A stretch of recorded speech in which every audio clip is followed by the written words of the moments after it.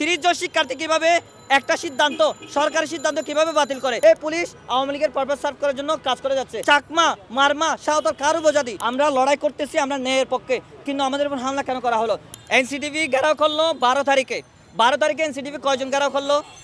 আমরা যখন ঘেরাও কর্মসূচির কথা শুনি তখন আমরা দেখি ওই বিল্ডিং এর সামনে ব্যারিকেড দিতে পুলিশ থাকতে, ওদের পুলিশ করেছিল, ব্যারিকেড করেছিল। এনসিটিভি ঘেরাও করছে কয়জন শিক্ষার্থী ছিল? 30 জন শিক্ষার্থী কিভাবে একটা সিদ্ধান্ত সরকারি সিদ্ধান্ত কিভাবে বাতিল করে? জাতীয় পাঠ্যপুস্তক থেকে 30 জন শিক্ষার্থী কিভাবে ঘেরাও কর্মসূচি করে, কিভাবে তারা বাতিল করে, এটা বড় প্রশ্ন। তাহলে এনসিটিভি এই যে গভর্নমেন্ট, এই গভর্নমেন্টেরও তাহলে ওদের দালাল। গতকালকে যখন হামলা করতেছিল তখন পুলিশ কেন রক্ষা করে নাই?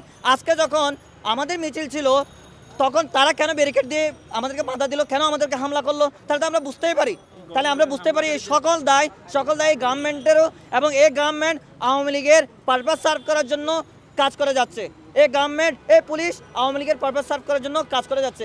আমরা বাংলাদেশি, আমাদের এখানে অনেক জাতের, অনেক ধর্মের, অনেক বর্ণের মানুষ আছে, সবাইকে নিয়ে বাংলাদেশ। আমরা 1971 সালে পাকিস্তান থেকে স্বাধীন হওয়ার সময় এটা চ্যালেঞ্জ করেই আমরা এখানে হয়েছি, সাম্য, মানবিক মর্যাদা, সামাজিক ন্যায় বিচারে বাংলাদেশ। কিন্তু 72 সালে আওয়ামী লীগ, শেখ মুজিব আমাদের সংবিধানে বাঙালি জাতীয়তাবাদটা পুশ করে এবং এটার মাধ্যমে আমাদের মধ্যে একটা ডিভাইডেড তৈরি করে। সেই থেকে পাহাড়ে যে আগুন ধরেছে, যে আগুন জ্বলছে, এখনো থামতেছে না। কিন্তু এটা থামার কথা বলতেছি আমরা এই গণঅভ্যুত্থান পরবর্তী সময়ে। আপনি আগুনটা থামান, আপনি সবাইকে সাংবিধানিক স্বীকৃতি দেন। বাংলাদেশের ভূখণ্ডে যারা বসবাস করে তারা জাতি হিসেবে বাঙালি, চাকমা মারমা সাঁওতাল গারো, এটা আপনি লিখে দেন। এটা লিখলে কোনো সমস্যা হয় না। এটা লিখলে সবাই বাংলাদেশকে ওন করবে, বাংলাদেশের জাতীয়তাবাদটা ধারণ করবে। কিন্তু আপনি তাদেরকে বলছেন উপজাতি। তাহলে আমার প্রশ্ন, চাকমা মারমা সাঁওতাল কার উপজাতি? বাঙালির উপজাতি? বাঙালি কি কোনো আলাদা কোনো কি জাতিগোষ্ঠী? বাঙালি তো একটা সংকর, এটা তো আদিবাসী হয় না। ফলে অন্যান্য জাতিগোষ্ঠী যারা আছে তারা তো ইউনিক জাতিগোষ্ঠী। ফলে তাদের যে ইউনিকনেস সেটা কেন রাষ্ট্র স্বীকার করে না? 1972 সালে স্বীকার করে নাই, আমরা সেই কারণে আমরা 24 সালে আমরা তাদেরকে পতন ঘটিয়েছি। 24 সালে পরে তো আমরা নতুন বাংলাদেশ দেখার কথা, সবাইকে নিয়ে বাংলাদেশ। তাহলে তারা কেন হতে দিচ্ছে না?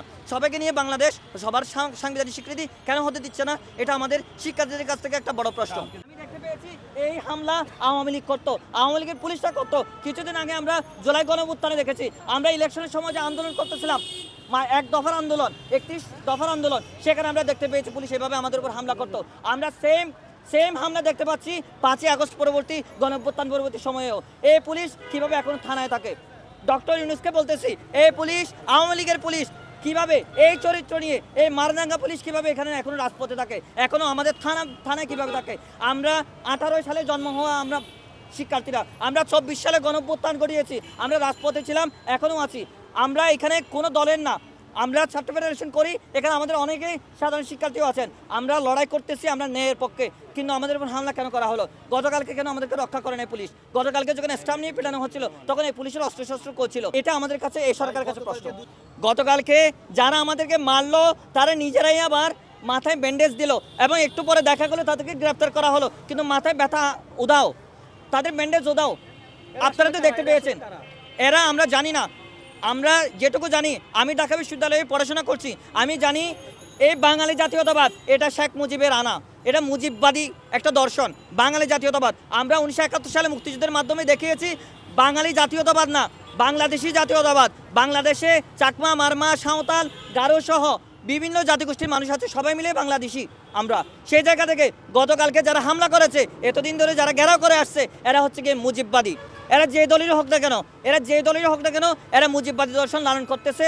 বাংলাদেশে এখন একটা অস্থিতিশীল পরিস্থিতি তৈরি করার চেষ্টা করতেছে। আর একই সাথে পুলিশ যারা হামলা করে যাচ্ছে এবং যারা পুলিশ ওদেরকে সাহায্য করে যাচ্ছে, আমাদেরকে হামলা করাচ্ছে, আমাদের উপর হামলা করাচ্ছে, তারাও এই আওয়ামী লীগেরই দালাল। আমাদের যে আদিবাসী শব্দটি মুছে দেয়া, সমস্ত সব কিছু জন্য হচ্ছে আমরা আজকে মিছিল করছি। বিষয়টি আমি বলবো যে এটা গণতান্ত্রিক দেশে একটা লজ্জাজনক বিষয়।